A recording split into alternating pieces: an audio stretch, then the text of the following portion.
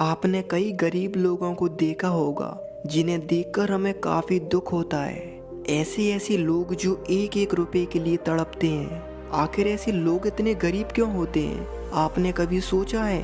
क्या पता। तो चलिए आज हम जानते हैं। इसका कारण है इंसानी बुद्धि। ईश्वर की प्रकृति ने इंसान को सब कुछ दिया है सिवाय बुद्धि के। इंसान के शरीर का प्रत्येक हिस्सा समय के साथ बढ़ने लगता है, लेकिन बुद्धि ही एक ऐसी चीज है जो हर एक इंसान को खुद बढ़ानी पड़ती है। हमारे जीवन चक्र में पूरा खेल हमारे बुद्धित्व का है।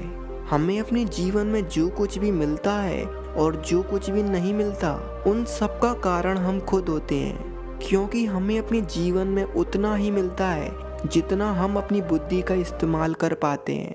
एक भिखारी जो सड़क के किनारे बैठकर एक एक रुपए के लिए तरसता है और एक अमीर बिजनेसमैन जो करोड़ों की दौलत में खेलता है, इन दोनों में आखिर कितना फर्क है? सिर्फ एक चीज का, बुद्धि। आज की जो कहानी मैं आपको सुनाने वाला हूँ, उस कहानी को सुनकर आप अच्छी तरह समझ जाओगे कि हमें अपनी बुद्धि का सही तरह इस्तेमाल कैसे करना चाहिए और आप अपनी बुद्धि का इस्तेमाल करके किस तरह बड़ी से बड़ी परेशानी को हल कर सकते हो। तो चलिए बिना समय को गवाए हुए इस कहानी को शुरू करते हैं। एक बार की बात है, एक बड़ा ही प्रसिद्ध व्यापारी था जिसने अपने जीवन में बहुत कड़ी मेहनत करी और वह हर मुकाम को हासिल किया जिसके वह एक समय सपने देखता था। उस व्यापारी के पास सोना चांदी, घर दौलत, एक अच्छा परिवार और सब कुछ था सिवाय बेईमानी के। उसने अपने जीवन में ईमानदारी और मेहनत के साथ सब कुछ हासिल कर लिया था। धीरे धीरे वह व्यापारी वृद्ध होने लगा और एक समय ऐसा आया जब वह संपूर्ण वृद्धावस्था में चला गया था। एक दिन उसने सोचा कि शायद मेरे जीवन में अब कुछ ही समय बचा है, इसीलिए मैंने जो धन अपने जीवन में कमाया है उसके लिए मुझे कोई ऐसा इंसान ढूंढना होगा जो मेरे धन का सही इस्तेमाल कर सके। वह नहीं चाहता था कि उसका कमाया हुआ मेहनत का धन किसी गलत हाथ में जाए। उस वृद्ध व्यापारी के दो लड़के थे। एक दिन वह वृद्ध व्यापारी बैठकर सोच रहा था कि मेरे दोनों बेटों में से ऐसा कौन है जो मेरे धन का सही इस्तेमाल कर सकता है। तभी उस वृद्ध व्यापारी के मन में एक विचार आया और उसी समय वे अपने दोनों बेटों से मिलने निकल गया। जब वृद्ध व्यापारी अपने दोनों बेटों के पास पहुंचा तो उसने कहा, बेटो, मैं अब वृद्ध हो चला हूँ, इसीलिए मुझे नहीं लगता कि अब मेरे पास कितना समय बचा है। इसीलिए मैं चाहता हूँ कि मेरे इस पूरे व्यापार को कोई संभाल सके। इस बात को सुनकर वृद्ध व्यापारी के दोनों बेटे अपनी अपनी राय देने लगे कि पिताजी, मैं आपके व्यापार को इस तरह से और आगे ले जाऊंगा, और दूसरा कहता है कि पिताजी, मैं आपके व्यापार को उस तरह से और आगे ले जाऊंगा। लेकिन उस वृद्ध व्यापारी ने अपने दोनों बेटों की बातों को अनसुनी कर दिया और उन दोनों बेटों को एक एक रुपए का सिक्का देते हुए कहा, मैंने तुम दोनों को एक एक रुपए का सिक्का दिया है, इसीलिए तुम दोनों को इस एक रुपए में कोई ऐसी चीज को खरीद कर लाना है जो पूरे घर को भर दे। इस बात को सुनकर वृद्ध के दोनों बेटों ने कहा, पिताजी, क्या आपका दिमाग खराब है? आखिर एक रुपए में क्या आता है और आप तो पूरा घर भरने की कह रहे हो। तब वृद्ध व्यापारी ने कहा, जो कुछ भी हो, लेकिन मैंने जो कह दिया सो कह दिया। तुम दोनों में से एक रुपए में जो भी पूरे घर को भर देगा, मैं अपना पूरा व्यापार उसी के नाम कर दूंगा। इतना कहकर वे व्यापारी वहां से चला गया। दोनों बेटे अपने पिता की बात को सुनकर गहरी सोच में चले गए। व्यापारी का बड़ा लड़का उस समय एक रुपए को लेकर बाजार की तरफ निकल गया।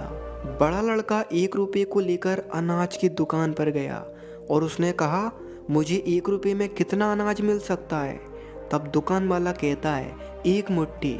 जब बड़े लड़के ने ये सुना तो वह बहुत उदास हो गया कि आखिर एक मुट्ठी में तो घर का एक कोना भी नहीं भरेगा। ये सोचकर वह आगे चला गया। इसके बाद वह लड़का एक फल के ठेले पर गया। उसने कहा, मुझे एक रुपए में कितने फल मिल सकते हैं? तो फल वाले ने कहा, मैं तुम्हें 4 केले या 4 सेब दे सकता हूँ। ये सुनकर वह लड़का एक बार फिर उदास हो गया। उसने सोचा कि शायद पिताजी ने जानबूझकर हमें 1 रुपया दिया है। जिससे 1 रुपए में कभी इतनी सारी चीज आएगी नहीं और ना ही वे कभी व्यापार हमारे नाम करेंगे। बड़ा लड़का ये सोच ही रहा था, तभी उसकी नज़र एक बैलगाड़ी पर पड़ी जिसमें बहुत सारी घास भरी थी। उसने उस बैलगाड़ी वाले से घास का मूल्य पूछा कि भैया 1 रुपए में कितनी घास मिल सकती है। वह घास वाला बोलता है, मैं 1 रुपए में 1 बोरी घास दे सकता हूँ। इस बात को सुनकर वह थोड़ा खुश हो गया। उसने सोचा शायद 1 बोरी घास में तो पूरा घर भर सकता है, तो चलो इस घास को खरीद लेते हैं। इसीलिए वो बड़ा लड़का 1 बोरी घास लेकर अपने घर को चला गया। जैसे ही उस बड़े लड़के ने पूरे घर में घास को बिछाना शुरू किया तो उसने थोड़ी देर बाद देखा कि घास तो केवल आधे कमरे को ही भर पाई थी और उसकी घास खत्म हो गई। ये सब होने के बाद वह लड़का दुखी होकर बाहर जाकर बैठ गया। लेकिन जो छोटा लड़का था वह बड़े भाई की तरह 1 रुपए को लेकर बाजार की तरफ नहीं गया। वह 1 रुपए को लेकर पूरे दिन सोचता रहा कि आखिर उसे क्या करना चाहिए। ऐसे सोचते सोचते पूरा दिन निकल गया। सूरज डूबने वाला था, लेकिन वह फिर भी सोच रहा था कि आखिर वह ऐसा क्या खोज कर लाए जो 1 रुपए में पूरे घर को भर दे। जैसे जैसे अंधेरा हुआ उसके दिमाग में कुछ ख्याल आया और वह दौड़ते हुए बाजार की तरफ निकल गया। वह पूरे बाजार में किसी चीज को ढूंढ रहा था। तभी उसकी नजर एक मोमबत्ती वाले की दुकान पर गई और वह जाकर मोमबत्ती वाले से पूछता है कि भैया 1 रुपए में कितनी मोमबत्ती मिल सकती है। तो मोमबत्ती वाले ने कहा कुछ 10-15। ये सुनकर वह छोटा लड़का बहुत खुश हो गया और वह तुरंत मोमबत्तियों को लेकर घर पहुंचा। जब तक वह अपने घर पहुंचा तब तक अंधेरा हो चुका था और उसका पूरा घर अंधेरे से भर चुका था। उस छोटे लड़के ने सभी मोमबत्तियों को पूरे घर में जला दिया और उन मोमबत्तियों के उजाले से पूरा घर उजाले से भर गया।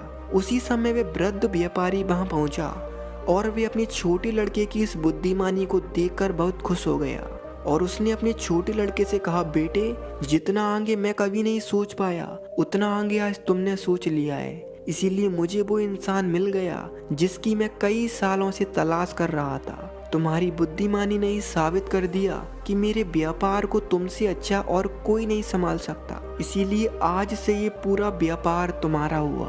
दोस्तों, किस तरह व्यापारी के बड़े लड़के ने बिना कुछ सोचे समझे अपनी परेशानियों से लड़ना शुरू कर दिया। वह अपनी बुद्धि का सही इस्तेमाल ही नहीं कर पाया, जिस वजह से वह बुद्धि होने के बाद भी बुद्धिहीन रहा। लेकिन वहीं दूसरी तरफ छोटे बेटे ने शांत बैठकर अपनी बुद्धि का इस्तेमाल किया, जिसका परिणाम ये मिला कि सही समय आते ही वह अपनी बुद्धि का सही इस्तेमाल कर पाया। यहाँ पर हमें ये सीख मिलती है कि जरूरी नहीं है कि इंसान बुद्धिमान हो, जरूरी ये है कि इंसान अपने बुद्धि का किस समय पर इस्तेमाल करता है। कभी कभी ये होता है कि हम परेशानियों की हड़बड़ाहट में ये भूल जाते हैं कि हमें करना क्या है। इसीलिए अगर हम शांत बैठकर सोचें तो बड़ी से बड़ी परेशानी खत्म की जा सकती है। तो फिर बताइए दोस्तों, ये कहानी सुनकर आपको कैसा लगा? उम्मीद है इस कहानी ने आपको बहुत कुछ सिखाया है। इसीलिए अगर आपको ये कहानी अच्छी लगी है तो अपना एक कमेंट में विचार छोड़कर जरूर जाना। तो फिर मिलते हैं अगली कहानी में, तब तक के लिए धन्यवाद।